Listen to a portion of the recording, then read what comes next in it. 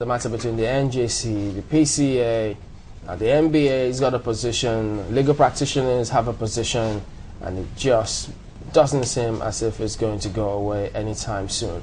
But we're joined this morning, Mr. Chris Ikiri, he's a legal practitioner. Thank you for coming on this morning, sir. It's my pleasure. It's amazing the way this just keeps turning out, such that we'll have comments from the man out there on the street saying, listen, he's just disenchanted about the way the entire matter seems to be unfolding. But you've also been watching this, legal practitioner for a long time now. But how do you see, now there's an acting president of the Court of Appeal, he's been sworn in, the NBA only recently says, listen, this SEN induction ceremony, everyone, don't go. Let's make our position known on this, which they say has nothing to do with the feud going on between them. And it all just keeps going on, such that if one out there doesn't read between the lines, you could just make a sweeping statement. What do you think of what's going on? Well, thank you very much, Chamberlain. As I sit down here now, I'm queuing behind the NBA. Oh. Now, what is the problem? There was a tribunal trying this election petition appeal in Sokoto State. At a point during the trial or during the hearing, the Chief Justice of Nigeria said the proceedings should be put on hold, in quotes, should be put on hold, in the interest of the public, in the interest of justice. Whatever that means, only himself and those people queuing behind him can understand. He said it should be put on hold. And then that was something that was led by the PCA, the President of the Court of Appeal. And then a point came when this man couldn't stand it anymore and then say, look, why should that be? You're trying to say I should stop it. This is against the principles of law. Why should I stop when a tribunal that has the power to do, to conduct a hearing is going on, and you say we should stop it, put it on hold in the interest of justice? Yeah, but let me button that. But yes. There are those who also suggested, because they said lawyers see it from different perspectives. Yes. If you were actually approached to take such a decision at the time, yes, why did you have to wait for a long time before you made that known to a lot of people?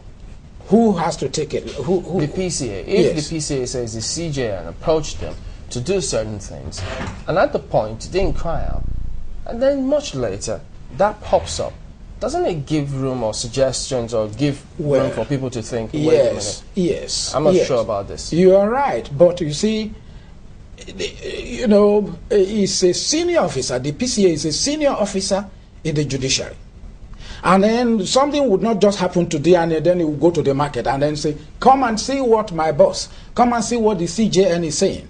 It wouldn't be like that. A point came, something gave rise to another thing, just like the point when he was being promoted, in quotes, from the Court of Appeal to the Supreme Court, and then he said, no, it shouldn't happen. And he knew that it was a penal thing, that he was being punished for something. Well, so he then cried out. Well, Mr. Ikiri, we can't exactly say he was being punished.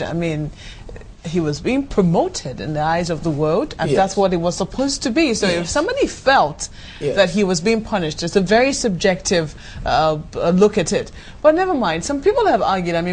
We've argued this out in many quarters. Yes. Saying that, why didn't he speak up then? Some people say, well, if your boss offends you now, you won't go, or if he does something wrong, you won't exactly go in a public place and be saying things. That's but correct. At the same time, this is the judiciary. Yes. The judiciary is not any kind of business. It's not an economic concern, so to speak. Yes. It's about confidence, it's about justice, it's about the truth.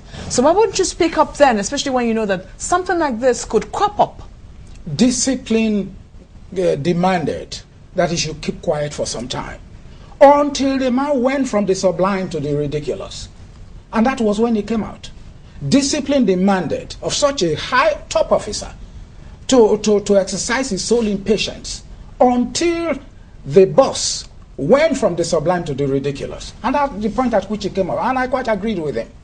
But then you see, the point that we are raising is that when that happened, the PCA came out, a committee was constituted.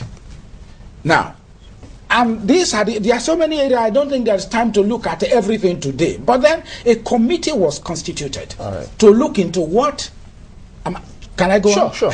A committee was constituted to look into the allegations of the PCA. Who constituted this committee? Who were the members of this committee? Okay. Don't forget that the NJC is made up of about 22 officers. Of these, 15 are the nominees or the direct appointees of the CJN. 15. All right. So this NJC appointed this committee, headed by a retired president of the Court of Appeal, Umaru Abdullahi, to look into the allegations of this thing. This was, in fact, in the first place, not proper to start with, because it is incestuous.